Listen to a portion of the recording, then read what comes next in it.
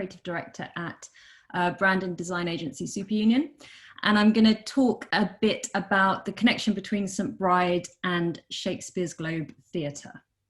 So starting with St Bride, my experience of the place for many years was really this room, Bridewell Hall, which is where I imagine we'd all be gathered today if we could be together. And so from my student days all the way through my career as a graphic designer, I've attended great talks, conferences, lectures, launches, general design industry events in this space. And I've been fortunate enough to speak there myself a couple of times. And so that was really my experience of the place for a while. And it was thanks to Justin Hobson at Fenner Paper, who was mentioned earlier, that I got to get hands-on in the print workshop with these heroes of St Bride that you've already heard about. So Justin's the guy in the top left in the check shirt, and he arranged on a couple of occasions evening events for myself, colleagues and our teams to go down and get hands-on in the workshops with Mick Clayton, Bob Richardson, Peter Smith, Andrew Long, who spoke earlier, and Justin would arrange these. And on both occasions in 2015 and 2017, they were just extremely inspiring events. Being able to play around with the presses, to get hands-on, try things out, but also, as has been mentioned before, just to meet the people of St Bride and hear their stories. So those couple of evening events really, really stuck with me and actually kind of led to this connection with the work I'm about to show you. So on to Shakespeare's Globe. The best way to talk about to show you the place and the project is actually to show you a short film, which is less than 2 minutes. So I'm gonna play that now.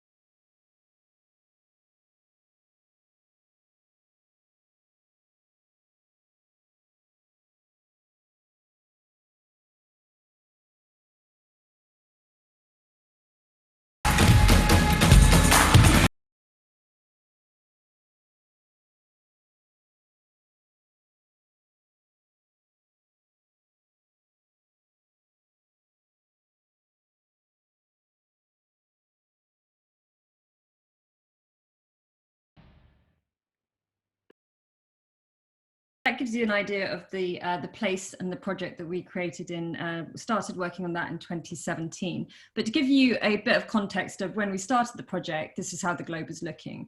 And there was a desire to really kind of reconnect with some of the reason for being at the Globe. And they were going through a time then of kind of soul searching. There was a lot of change happening.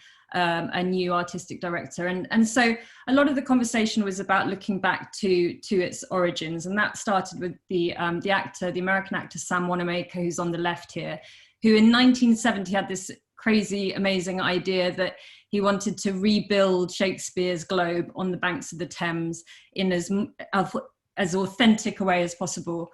And it was a dream and a crazy kind of experimental idea that that didn't come to be until 1997, after he'd sadly passed away.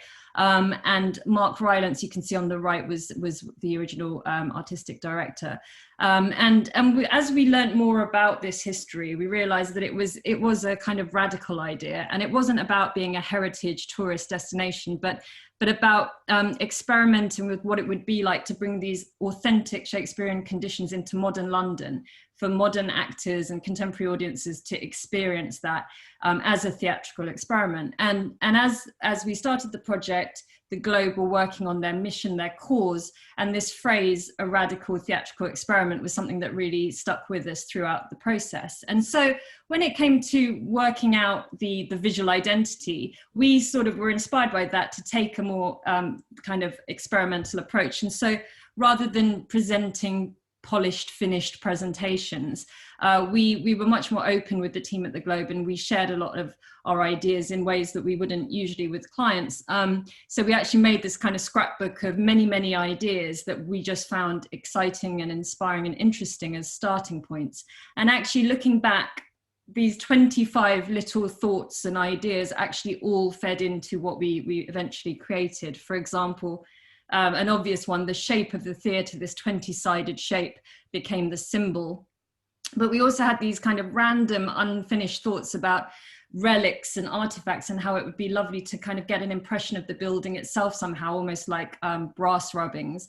And then we were quite interested in the material, the oak that was used to build the theatre, and we had kind of vague thoughts about wood cutting, the visceral quality of wood cuts. And so all these ideas were floating around.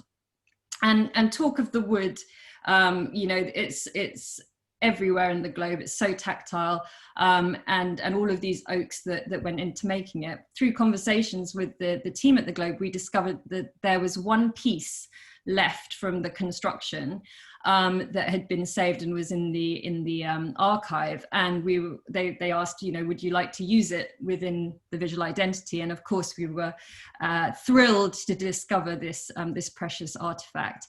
And so what we set about doing was creating a printing block from that one piece of wood, with Natalie, a wonderful furniture designer, took on this task. She's the wife of Nick, the creative director I was working with on it.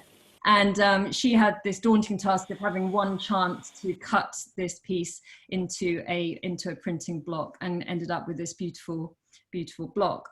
While we were creating this, we were obviously thinking, how are we going to print it? And so thinking back to those brilliant workshops, I immediately got in touch with Justin, who suggested I speak to Mick. Mick came and had a look at the wood block. And then and at the time we were kind of just asking, could we maybe use the workshop? Could we get a little bit of advice on inks and techniques? And they suggested that we actually get in touch with Peter Smith, who I actually met in the first workshop that I attended. And here's some of his work. The wood engraver in residence at St. Bride's, he had his studio there, and he was very interested in helping us. So we went down to St. Bride for the afternoon with the clients. So these are our clients from the Globe, including Hannah, the design manager, who I think is in the audience tonight. And we were so excited to be there for this magical moment to see Peter actually print from our wood block. When we took the block to Peter, he said he wasn't sure at first how much detail we'd get from it, because it was very, very smooth. And so we really didn't know until that first proof was printed what we would see. So we had a wonderful time watching him patiently hand burnishing this block to see what results would come through. And we were all really blown away by the level of detail that came from the block. I think it surpassed our expectations. There were actually kind of details in the print that we couldn't see or feel on the block itself, on the smooth surface. And it was just a wonderful time to kind of be together and see that as a team.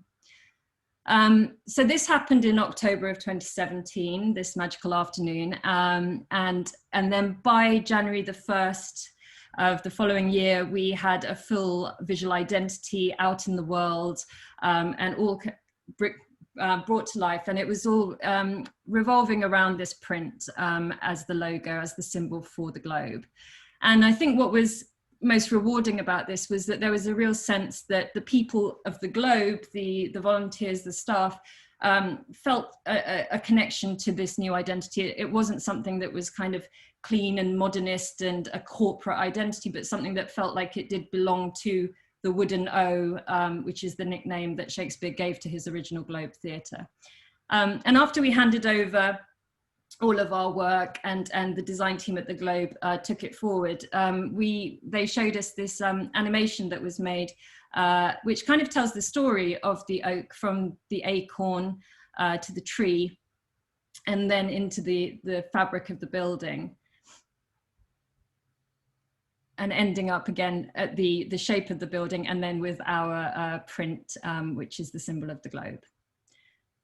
So that was the story of St Bride's connection to Shakespeare's Globe. I'd like to say a massive thanks to all the guys at St Bride's, to Justin and Mick, for those inspiring initial introductions to the workshop, and for making the connection to Peter S. Smith and the wonderful work that he did helping us to print this, this symbol.